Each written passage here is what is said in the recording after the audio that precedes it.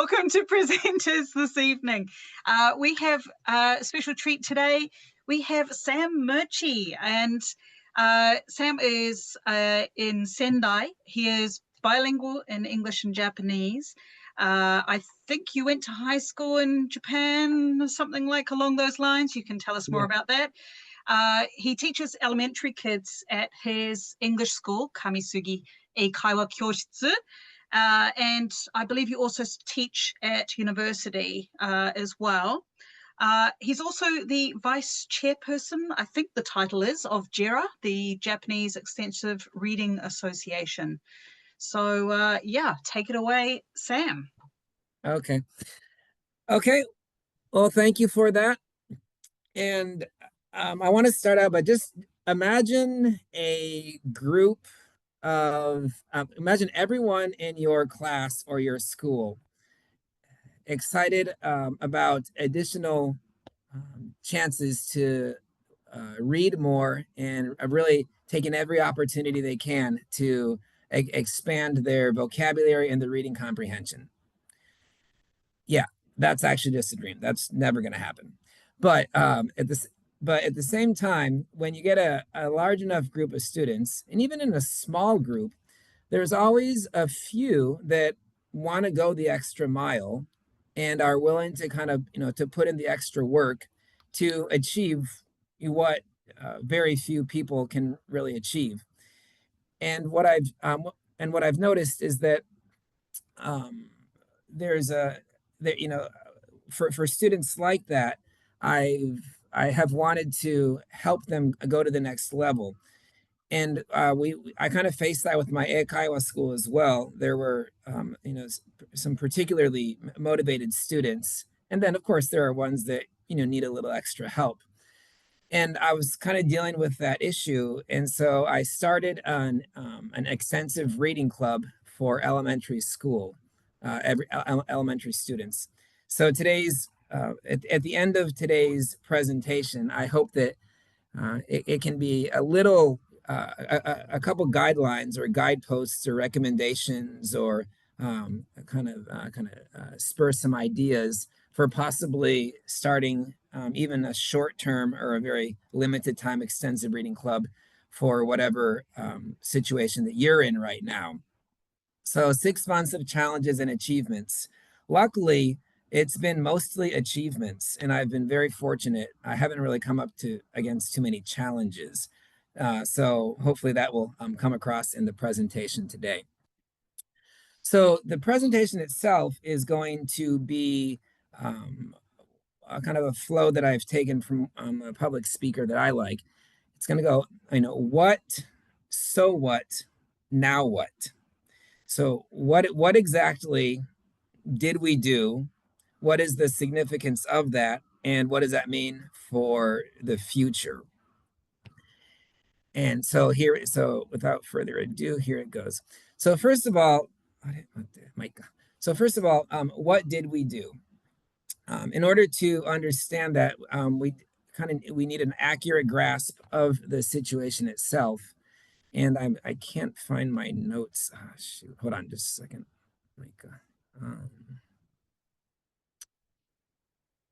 My notes are gone. Okay, well, anyway, so the Japanese word is, genjo haku, and I really like that 4 kanji combination because it just encompasses so much of just an accurate grasp of the situation. Where are we right now?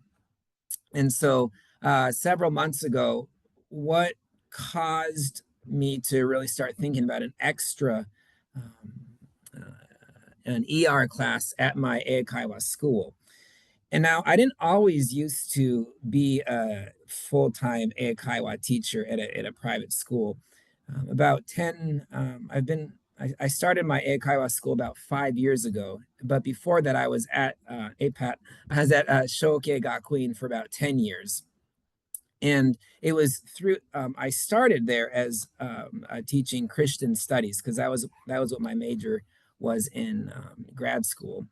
But then I really had the chance to kind of sink my teeth into English education per se. And I was introduced to extensive reading almost by chance, and that just kind of changed, took me down a whole new. It has broadened my perspectives about what can be done in English education.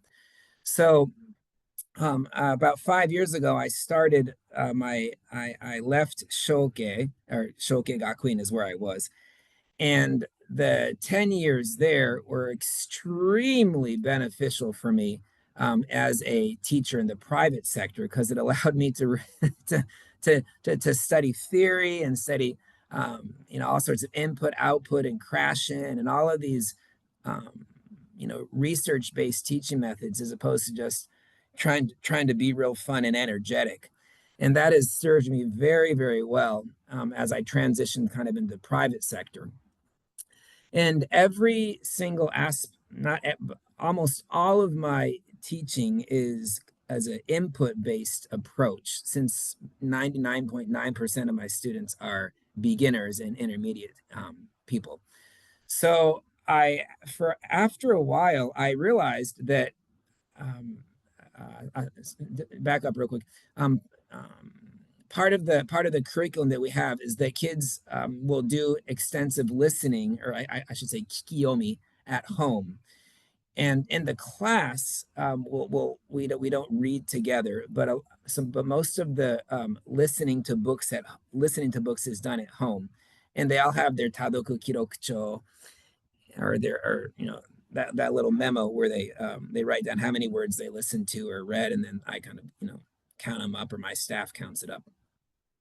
And after a while, I realized that the kids who were basically doing the most, or listening to the most books, or reading the most books at home, were doing the best in basically every other area of the class. For example, the vocab tests, they were doing better. They were excited about basically everything. They're highly engaged. And even when they came up against some difficult passages or difficult problems or projects, they had a much higher resilience level than those who were kind of weren't as doing as much reading. So, whether or not the chicken or the egg, but bottom line is the people who were reading more were basically doing better in basically every single aspect of the class.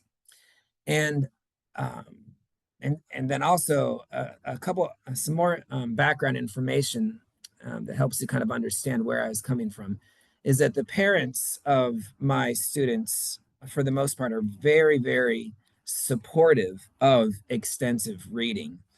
And that's not by chance, because the way that I market or brand my curriculum is very, very tightly knit to extensive reading and input theory. So my website, my blogs, my Instagram posts usually all have some kind of ER component or input-based component.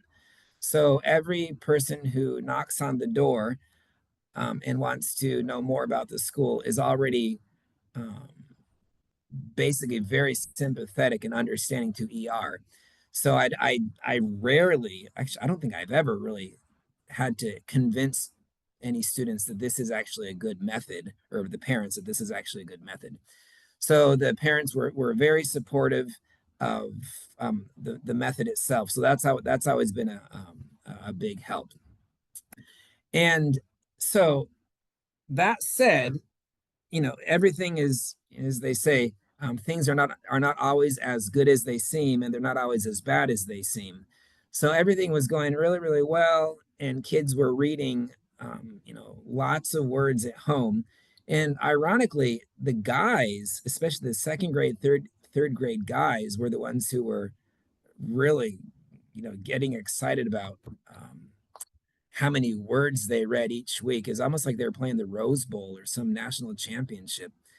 But anyway, I realized one week, actually, I started to realize this frequently, is that they were reading 2,000, 3,000 words a week, ORT, you name it, classic readers.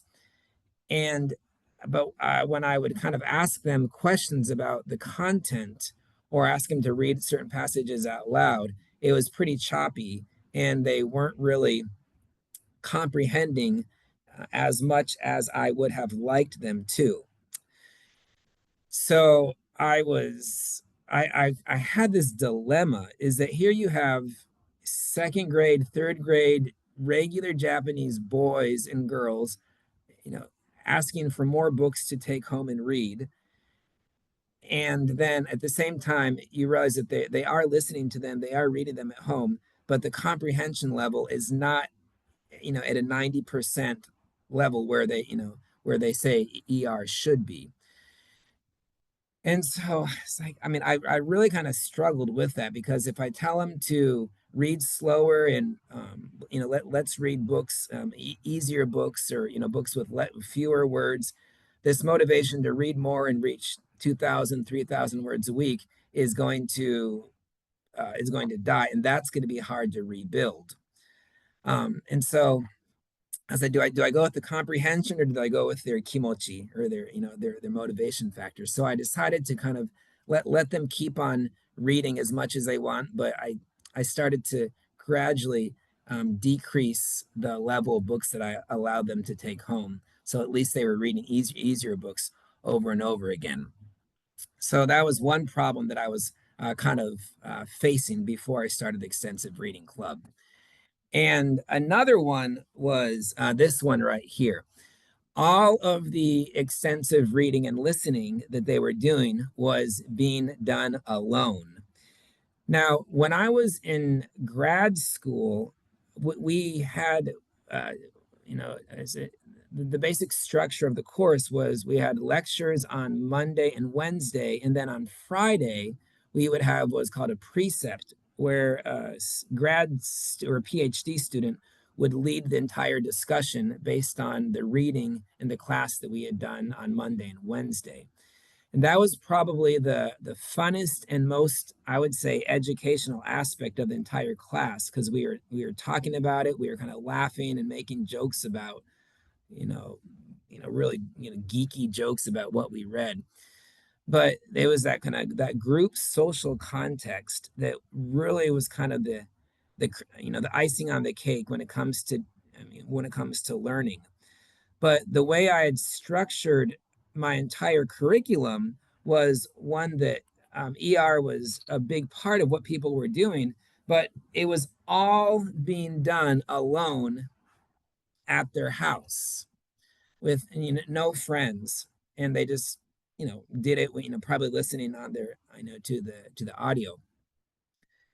And I'm sure that some of the questions, somebody might ask, well, you should just take some class time to read alone, or to have everybody read together. And yes, that is an option if, for example, you're teaching at the college level. When I was teaching at the university level, I did that and everybody loved it. A, because they don't have to listen to a lecture, and B, they can just sit there and read. It's very low stress, and college kids love it. But when you're teaching at a private English school, especially one like mine, and you have the kids for 1 hour a week, and you have a lot that you need to do, taking 20 minutes out of a 50-minute lesson to just everybody sit there and read together is not it's not a very good approach, especially for a private English school, because there's so much that I need to do. Phonics, vocabulary word, a lot of explicit teaching that needs to be done to take people to the next level. So really kind of incorporating group reading, group ER into the already regular class is just not an option. And I do believe that, there for, kids growing up in Japan, there is more than just learning English. There's, there's their regular subjects, there's karate, there are all sorts of things. And I purposely don't really schedule, like, I don't have 3-day a week classes. For most people, if it's a good quality class with good homework, you can make significant progress without adding all these extra classes. So that's the approach that I take. So that approach, however, though, limits the amount of kind of group work, kind of relaxed group work that you can do on a regular basis. So that was one issue that I kind of had. I didn't know, I didn't have the answer, but it was an issue that I was working on. And another kind of big eye opener surprise was that I was talking to a couple mothers at the park, and their kids were students they are students at my school, and I'm very good friends with the parents, and their daughters are very good students. They'll one has won the an award at the Udusira speech contest. Another one has or then one has won a the Yushu show, kind of like first place at the Kyoto Hoso English, and others have won awards at Miyagi Gakuin Ansho Contesto, and they have Eiken Nikyu and all. You get the picture. And so in my mind, I was like, well, they just go home, and they go home and they take out their book and they start reading. But that was not the case. The parents were like, well, you know, he she never picks up a book on her own. I always have to kind of be at her side and remind her that you still have to do your reading today. And then the other parent was like, yeah, I know, me too. I have to urge her every single morning to get up and read, or else she just doesn't do it. And that was really surprising to me. I was like, how on earth? I mean, they're such good students. I would just assume they were very self-motivated. But then I realized that the number of people who are really self-motivated without kind of external pressure to do something more is basically zero. And adults too. And even Michael Jordan had his bad days and he didn't want to get up, but his personal trainer was there. It's like, man, you got to get up. I don't care how you feel. We're going to the gym. So relying solely on self-motivation for students to learn is not a very effective program or a strategy. So even like the really high learners had that adult supervision or that adult presence urging them on. I mean, you got to do it. You got to do it. Doesn't matter how you feel. So it was a really eye opener that I said, I was kind of surprised, but at the same time, I realized, hold on. If there is a adult present, that means they will read. I was like, huh. I mean, it's like they may not want to read, but the additional presence of an adult right there will encourage them to read. And and so um, so kind of in my mind, I was like, well, the presence of an adult is necessary, but maybe we could achieve the same result if people who are highly motivated would just get together and at a certain time with a book in a place where they can just read. So I was like, well, I'll create that space at my school. I have an extra room um, on a regular basis. So I did an experiment. For one of my classes, for kind of the high achievers, I said, for the 30 minutes before your class starts, you can come and you can sit in that room and bring your book and you can read there. And then after the 30 minutes, we'll start the regular class in the room next over.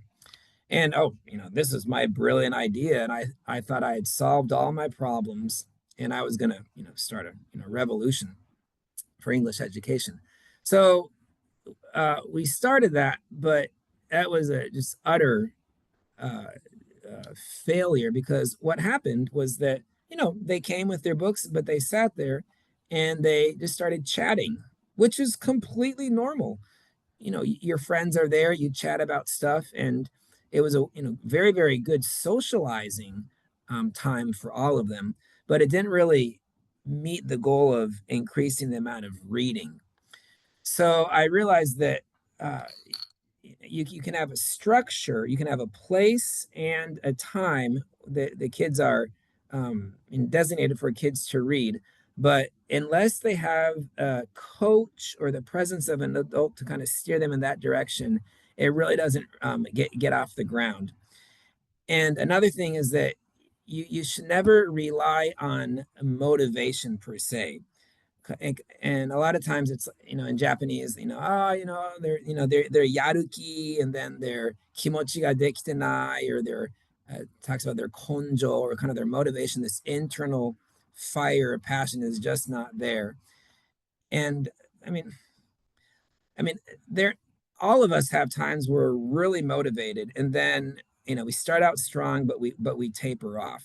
It's kind of like if you sign up to go to a gym in the beginning, you get the shoes, you get the perfect wear, you have you sign up for the plan with this personal trainer or whatever, and then you're really motivated in the beginning, but then after a while you start to feel less and less like going to the gym, and eventually just quit. And that's kind of a motivation based approach to going to the gym, whereas opposed to a kind of a discipline is like, doesn't matter how you feel, you do this much every week. I don't care how you feel, or how good you feel, or how bad you feel, you go 3 times a week and you run for 30 minutes. And then in the short term, the motivation will have higher achievements. But in the long run, the disciplined approach will produce much better compound results. So I was like, what can I do to uh, create kind of an environment where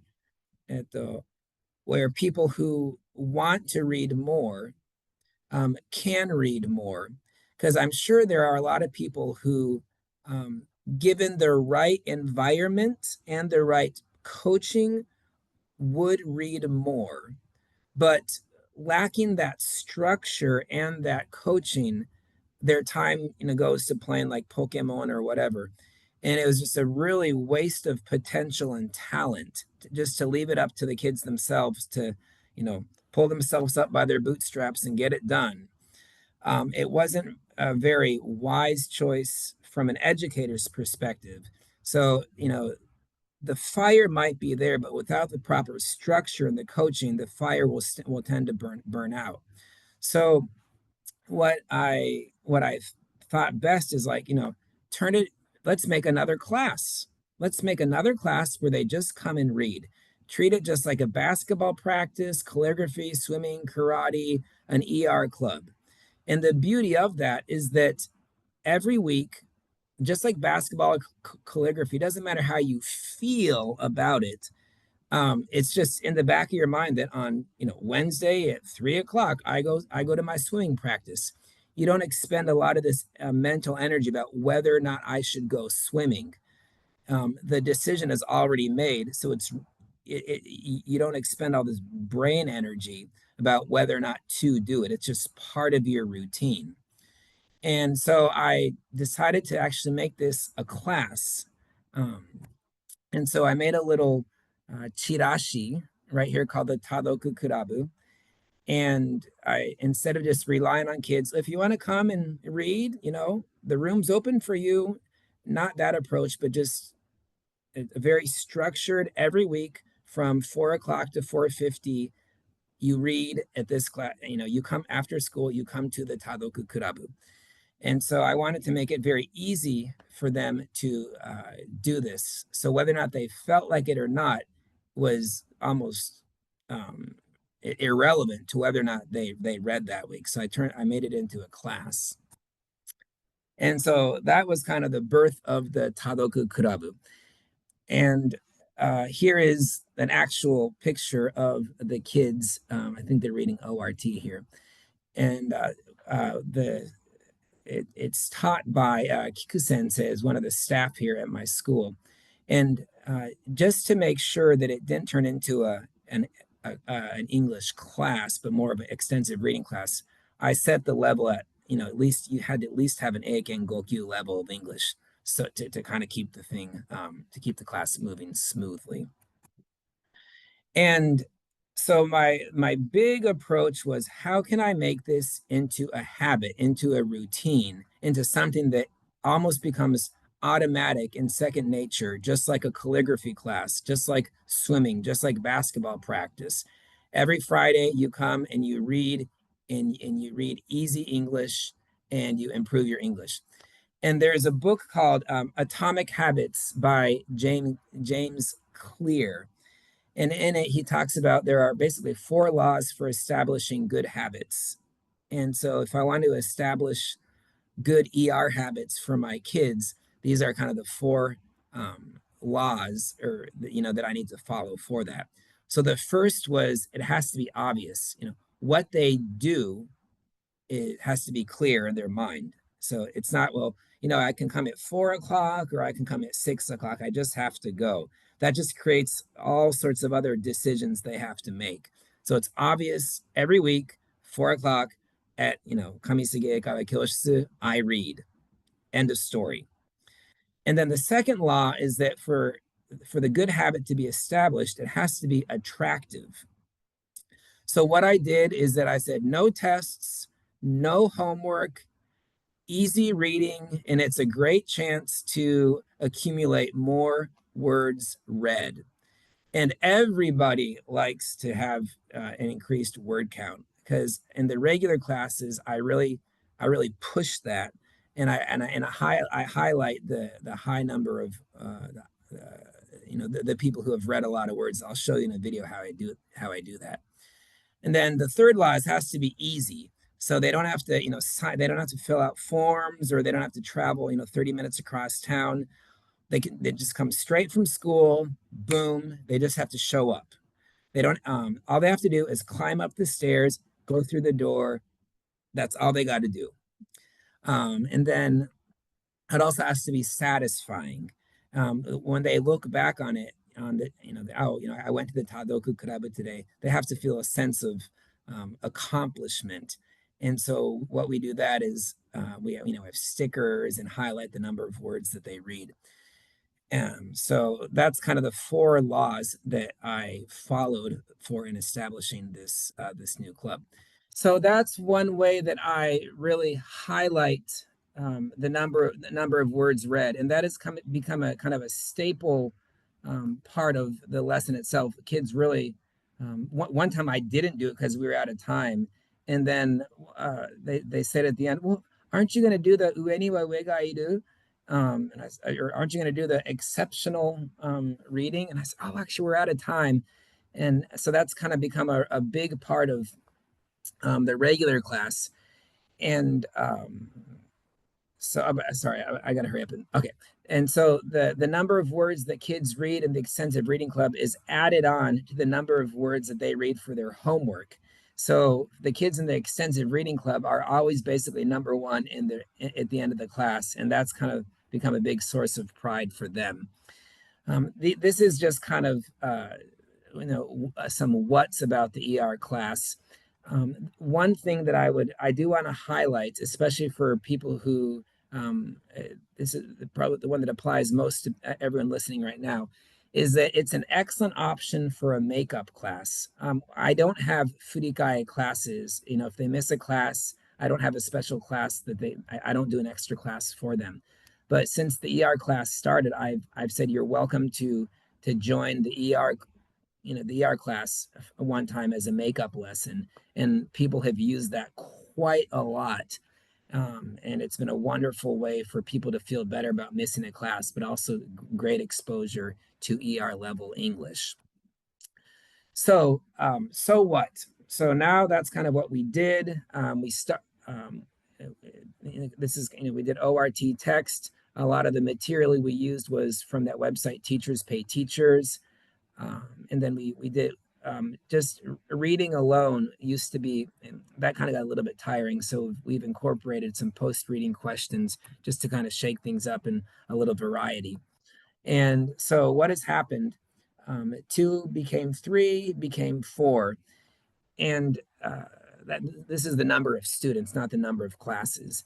The number of words that they've read has increased to about 2,000 words per class. And sometimes right now, after their class is done, they'll barge into the class that I'm teaching and say, "Oh, I know, Simon Sensei, we hit 2,200 words this week," and they're really excited about that, so it's kind of fun. And uh, and and so and also, one thing that I have noticed is that this extensive reading club doesn't really grow as much as other classes that I have, which was kind of surprising to me. But it's just fine. Because I really believe that there's a lot of value in it. But on average, especially recently, the classes that we've had have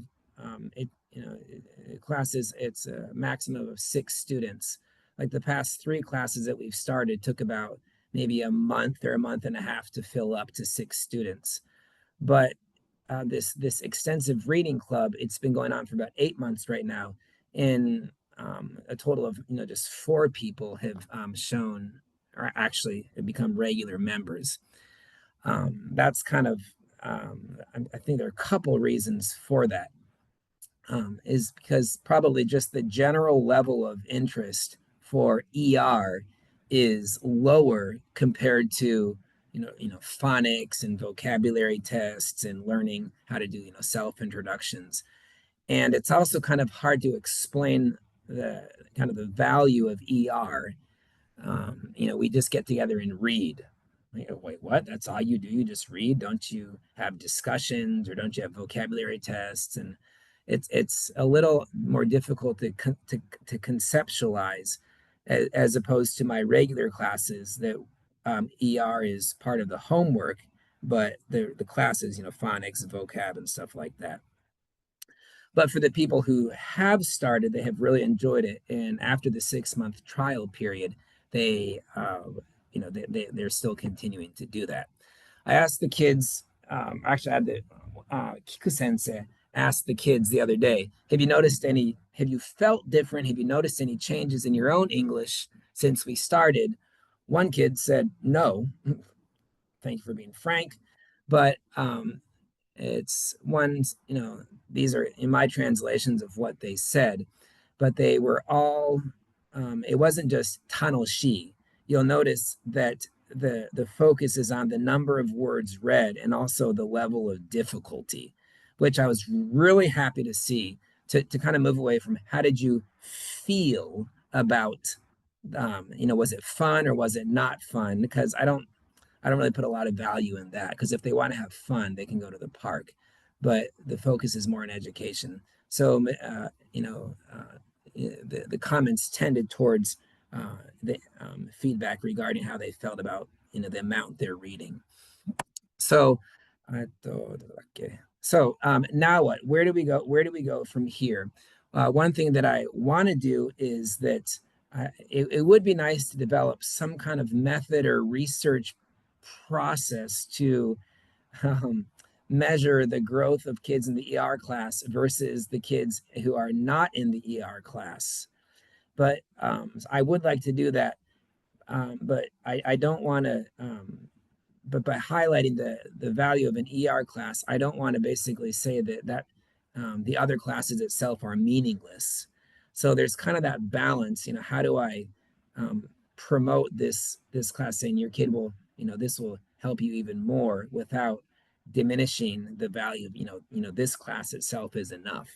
So I don't want the ER class to undermine or replace the regular classes. So how do I kind of develop a value clarification of the class itself, so that people who don't sign up for it don't feel like they're not getting a good class in the regular one.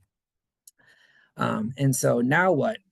And so another one is increased accessibility. My guess is that some kids can't come just because they don't have time, or Friday at 4 is not good for them. Another one is that you need teachers who understand the value of ER.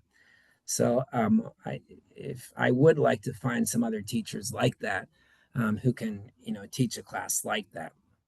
And so finally, for anybody listening right now, probably one thing that you could probably take away from this is something that I experienced when I was in 6th grade in Virginia in the U.S. They had what they called intramurals, and if you for I think if you forgot your gym clothes twice, your grade was marked from like an A to a B, and then if you forgot them again, it's marked from like a B to a C or something like that. But they had this program where if you go to intramurals twice, you can raise your grade once, one letter, and if you go to it 4 times, you can raise it 2. So I was kind of thinking about in a college context, or maybe even in junior high or senior high, if there was some kind of Tadoku club where if people went for 2 weeks, they could it would be like kind of a bonus to their grade or some kind of heijoten type of thing. And just showing up and reading in itself has value, so that can be transferred into a grade. Or if you're at a junior high and senior high school, maybe even a bukatsu for an extensive reading club, it might be something to consider, and taking into some of the laws of making a routine that I talked about. So those are some things that I've experienced, some challenges and some achievements. I love seeing kids excited about English itself, right? Not exactly English. I love seeing kids excited about learning, and that gives me energy as well. So it's been a good cycle between me and them, and also the challenges as well. So I hope I've been able to share those a little bit. And then in the end, I think everybody needs a coach. Everybody needs a structure. Even Otani can't do it alone. He has coaches. He has all sorts of help to get him where he is right now. And kids already, they don't just need a goal. They need a system to help them get up to reach that goal. So they need a system and structure. So hopefully this ER class that I've started at my school will be the structure that a lot of kids are looking for to take them to the next level. And that concludes my presentation. Thank you very much. All right, a round of applause from everyone, I think. Very interesting indeed. Now, first thing, has anyone got any burning questions that you'd like to start with? Because I'm sure we've got a lot to talk about. Noriko. Yes. I wanted to hear a little more of what you do in the regular classes, because you said that reading is basically homework. So you mentioned phonics, but what else do you do to help them read? Yeah. So for phonics, I use JY Phonics right here. And we also do Dolch sight words. We spend a lot of time on Dolch sight words. And we also do what we call Sam sight words. Is that there are a lot of, like, especially words that basically everybody and their dog get mixed up, like want and went, and her and here. And a lot of times, these words that consistently come up when we're doing reading out loud in class is like want, went, her, here. I have a long list of Sam sight words, so we basically review those together, and then we do JY Phonics, and we do Jiko Shokais. The reason I do I put so much emphasis on self introduction is because basically the only English they need on the street right now is self introduction. At least in Sendai, because we have kids duo teachers and ALTs, and oh, hey Tado, how are you? And they say, I'm fine. And then as long as they can speak 20 seconds, that's all anybody can really bear to hear.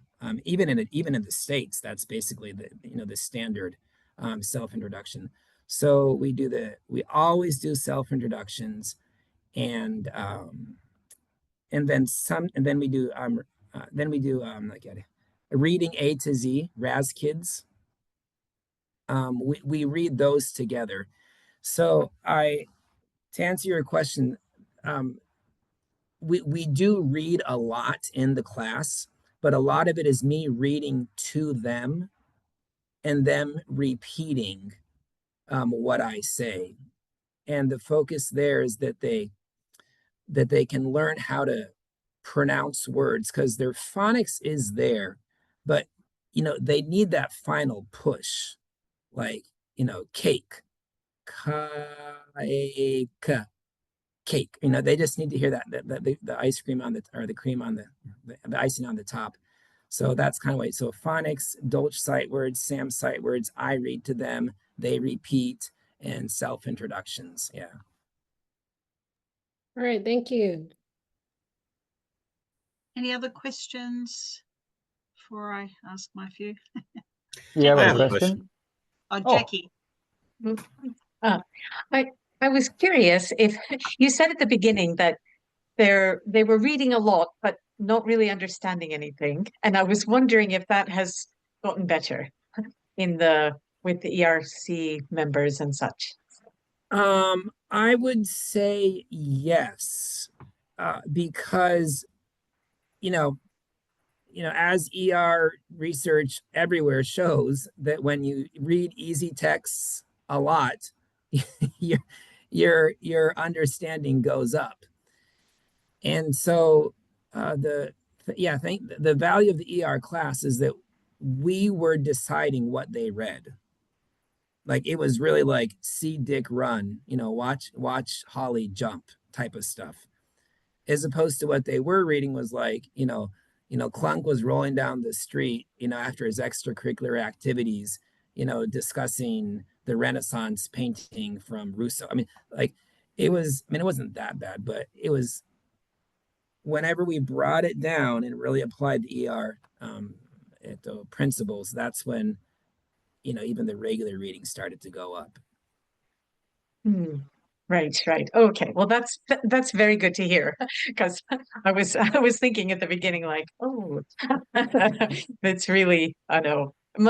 I I would find it hard to keep motivated if I was just reading words and had no meaning. So, yeah. Yeah, So I'm glad to hear that. Yeah. I don't know how these kids do it. Like, I mean, like at one time I thought they were just kind of fudging the numbers. I thought they were kind of going Arthur Anderson on me with like cooking the books. But I asked them these questions. I was like, well, okay, how long did it take you to read 8,000 words? And and they gave me these detailed rundowns. Like, well, for this book, it's about 3 minutes and 48 seconds per book. So I read it, 10 times. I was like, oh, okay, Oh, okay. yeah. Yeah. Okay. So they were, yeah, but a lot of one of the reasons I didn't stop them was because of a presentation I heard in Thailand last year. Rob, you were there, and the main speaker was from San Francisco. She said one of the biggest reasons that students what they need is they just need you can have the perfect curriculum, but if they don't get enough volume, the brain can't process it. And she said they just need a lot and lot of the language. So it's better to have kind of a substandard curriculum, but a lot of it, than a great curriculum and not very many words. And that really kind of stuck with me. I'm kind of seeing that play out right now with these kids. It's taking longer, but they're getting better at it. So Oh, that's very, very good news. oh, I'm thank you. really Yeah. glad to hear that for you as well. Yeah. Right. Cheers. Thanks, Matt. Thanks, Sam. Thank you. Greg, I Thanks. think you had something to say. It was the same question that Jackie had. Oh. We must be unimind here because I was wondering the same thing about how you, Sam, discovered that they were comprehending what they read because that was your initial goal. Yeah. So can I ask, do the students, regular students, do they have reading homework? Do your regular students who are not part of the extensive reading club, do they borrow books and take them home to read, or do they have any chance to read as part of the regular class? Yeah, everyone takes about 4 or 5 books home every single week. So I'm at my school right now, so it's just like books all over the place, like books, books, books, Nice. books, books. And then there's like there's the Raz kids back there, and then and then there are boxes at home. So everybody takes home usually about 4 or 5 books, and anywhere from ORT to Amelia Bedelia to Berenstain Bears to E Future to you name it. So yes, the homework is all extensive reading based because they can do that on their own. Nice. But yeah, so they read. And funny thing is, when you talk about kind of this the way people feel, a lot of times in Japan it's kind of the cool thing to say, like, oh, my ego is not very good, and um but I can probably ask any number of my students, ER class or no ER class, and I said, um, you know, is there anybody in your class that reads as much as you do? And they'll say, no, I think I read the most out of anyone. And and and their identity right now, their ego identity right now is wrapped up in how much they read. And it's not like, but I don't understand it. There's none of this like my ego is dumb it. It's just, yeah, I think I read more than anyone in my class, Ijo. And I think that comes from, I think that a lot of research shows that kind of the self-efficacy really plays out when kids read a lot. So, and that's kind of across the board for all my students. I love seeing that. And can I ask about the library? Like, obviously, you've just given us a very brief tour there. Do you make any distinction between leveled readers and graded readers in the development of their reading? Not really, not really. To be, because I myself am still not exactly sure the difference between a leveled reader and a graded reader, because a lot of them are just mixed.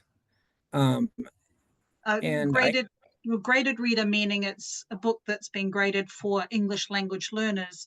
A Mhm. leveled reader is a book that has been leveled for native English speaking students. So that's the difference there. So like an Eiken Grade is a leveled reader. So Yeah. your Amelia Bedelia's and your Berenstain Bears, but and also Oxford Reading Tree. But Mhm. Oxford Read and Imagine with Clunk, that's a graded reader. That's not. So I was just wondering what sort of proportion or mix you use in the classroom. Yeah, usually it's basically what I feel is best for them, because sometimes I've seen graded readers that seem more like leveled readers, and leveled readers that seem more like graded readers at times. So I'm a lot of times I just look at the book, and then I decide, because I get books all the time, and I just kind of categorize them and say, oh, this would be good, this would be bad. So yeah, so it's a bit morally based on what I think about the book. So a mix. Yeah, Yeah. it's all a mix. Yeah. If you don't have Peapod readers in your library, I'd highly recommend getting those. What are those? Collins Peapod readers. It's kind of like the Collins equivalent of the Oxford Reading Tree, but Oxford Reading Tree is set up for native English speaking students learning how to read, whereas the Peapod readers is geared towards English language learners. So, Oh, really? Okay. and they've been absolutely amazing in my school. I run a private English school as well. Oh, It's been really, really good. You'll have to special order them though. I can give you the contact. Just get in contact, and I had to sure. special order them from Glasgow. So yeah, Oh, nice. but it's been worth it. Really, really good addition to the library. Okay, well that's helpful, because I'm always looking for paper books all the time, and the parents know that that's why the Kyozai is as high as it is because paper books work. And they cost a lot more money than they used to too. Yeah, but yeah, they're worth it. So okay, yeah. Absolutely. Thank you. Any other questions before I continue mine? No. Okay, that's fine. I'm quite happy to ask away. So, like, first of all, your school year, how many classes do you teach in a year? Do you have like a 44-week year or a Yeah. 46, 48? God Yeah, forbid. I have a 43 week. Interesting. So All yeah. right. I'd say, yeah, most seem to have 44. I have 42, but yeah, it makes a big difference having an extra week off or training or that kind of thing. Yep. Yeah, nobody's ever complained that they want another class. So So do so you, yeah. oh, sorry, I was just going to ask your extensive reading club, do you have any students who go to that who don't go to regular classes? Like, would you accept students just for that? And perhaps they do English somewhere else, or perhaps they're just doing it at school. But do you accept students like that? I would love for people to do that, but there has been no interest from anybody who wanted to do only the ER class. And I've sent out chirashis and in newspapers and all that, but not once have I said, moshi moshi, I'm calling about the Tadoku Club exclusively. No, because I think it's just hard to conceptualize. You kind of have to believe in a miracle to even consider it. So, and a lot of it is, and now that you mentioned, I just realized every single person that is in this class is a person whose mother that I've talked to a lot in the past. Word of mouth, it's the best advertising. And so I guess I've spent a lot of time in the past explaining what ER is, and that's probably why they can, oh yeah, zehi yeah, type of thing. So though it sounds like the ER club is only a relatively new addition to the school, so I mean, you're doing pretty well considering that's it's all new. So maybe next year you might get that first, hello, I'm ringing about the ER club phone call. Yeah, I'm not holding my breath, but there's always hope. Yeah. So how many students do you have in total, Sam? Oh yeah. Right now I have about 100, I don't know, maybe 120 or so.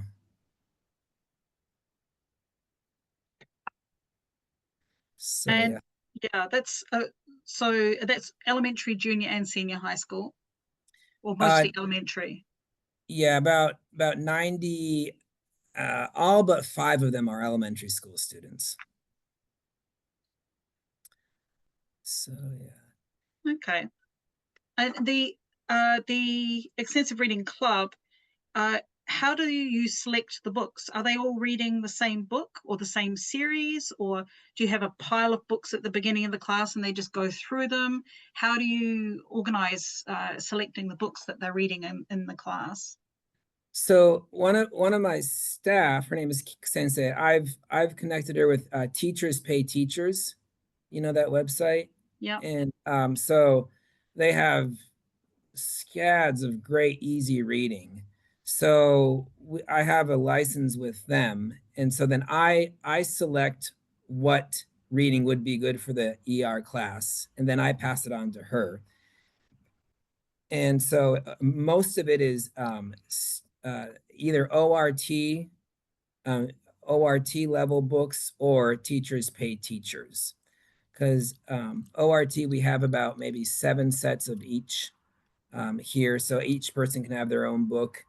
And with the license for teaching Teachers per Teachers, we can make copies enough if it's within our school. So everybody is reading the same thing.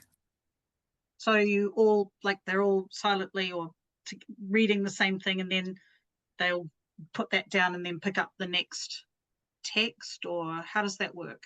Yeah, sometimes they'll just read silently, but what we found is that they really like to read out loud, and and kind of that group social context. And so it's not where everyone just kind of quietly reads. We tried that, but then third grade boys and girls don't sit for 50 minutes and read. Adults don't do that anymore. So it's basically there's a lot more coaching and interaction. We read or they read, and then they answer a couple questions, read a couple more, answer questions, fill out their tadoku kirokucho, calculate how many more words they have until they get to 2,000, and then and they're so focused on like this word count that one time this girl said, "Let's play hangman," and the guys said, "No, no, no, we're still at only 1,400. No games. This is a place for reading." I was like, okay. Nice. So Are I there love any it. other Yeah. activities tacked on, or is it just read, read, read, and then finish and then go home? Yep. Read, read, read, finish, go home. Sweet. Yeah. So so it's just, read, read, answer some questions, read, and no homework. Then they just go home. Where do those questions come from? Are those asked by the students or by you in the class, or do they come from the materials or what? Some of a lot of them are from the material itself, because Teachers Pay Teachers has the text, and then it also has questions. And part of the reason is because of if I were teaching the class, I'd probably make up a lot of the questions on the spot. But the staff itself is Sensei. She's a Japanese teacher, good English speaker, but it's a lot harder for her to kind of make up questions on the spot. So sometimes I will write. Actually, that's a good question. Right now, I'm kind of telling her prompts for GPT. To you are a Kaiwai teacher for intermediate or beginner level students in Japan. Come up with 10 easy questions based on this text. And so we're gradually being able to dive a little bit deeper into. Sometimes the questions are longer than the text itself, which is really good, because sometimes the text that we've started including the number of words in the questions and the word count as well too. So we've noticed that the story can be really short, but sometimes we'll make the questions really long with the help of GPT. So it's a lot of reading, but they also get to do the Hanamaru stuff like that, and that goes into their word count as well. So we make up some of the questions ourselves. Sure. Do Sam, they would you mind answer those? sharing? Oh, sorry. No, go ahead. Go ahead. All right. Sam, would you mind sharing one of those Teacher Pay Teachers materials that you have, if you have something digital on hand? Yeah, sure. I can hold on. Yep, let's see. Because I'm not familiar with myself. Oh yeah, it's a game changer. So for example, Tadoku Kurasu, I think so for example here, let me I can't send it to you. Can I do a screenshot? Is that okay? Yeah. Or I'll share. Like for example, here's one right here. Can you see this? Yes, I can. Okay. So for example, this is really easy, but Fluffy is a cat. She likes to play. Fluffy can jump very high. So that's one.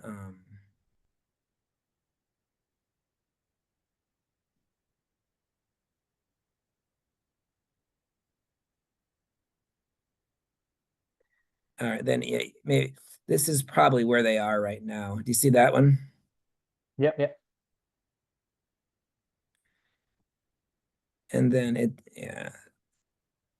so they have this all the way up, to like, and then if your kids can write, which writing takes too much time, so we don't do any writing, but so yeah, this is kind of the level that we're doing right now. Yeah, sure. Thanks, Okay. Jackie, you had a question? Yeah, I'm trying to remember what it was now. I'm just You're right. watching you. No worries, no worries. Uh, Sorry, oh, Ed, do they? Oh, hey, sorry. go ahead, Jackie. Okay, thank you. When you're doing the question and answers, do they answer in English? I hate that question. Sorry. Because if it can be answered in one word, then it's usually English. If it requires more than 2 words, it's usually in Japanese. And what I do though, and what I'm actually training my staff to do right now, is to ask questions in a way where the answer is included in the question. So like, is Tom, instead of what is Tom doing, is Tom jumping on the table or is he sleeping on the table? So they get the answer and then all they got to do is repeat it. And so when we do that, the chances of them answering in English dramatically increase, which again plays into the ER concept. You have to hear it before you say it. So and that works wonders. So, oh, they don't answer in English. Well, give them the answer in English. Tell them what to say, and then they'll say it. So Right. so Oh, okay, thank you. Well, sure. thanks. Yeah. Jeez. Have you Yeah. thought about bundling your classes? So like you were talking about trying to get people to take up the extensive reading club portion. Like if you made it a bundle, like you pay this much a month and you get this and the ER club, especially if it was like 2 times a week or something like that for a real, reasonable price, that might be a good way to try and get more students doing both.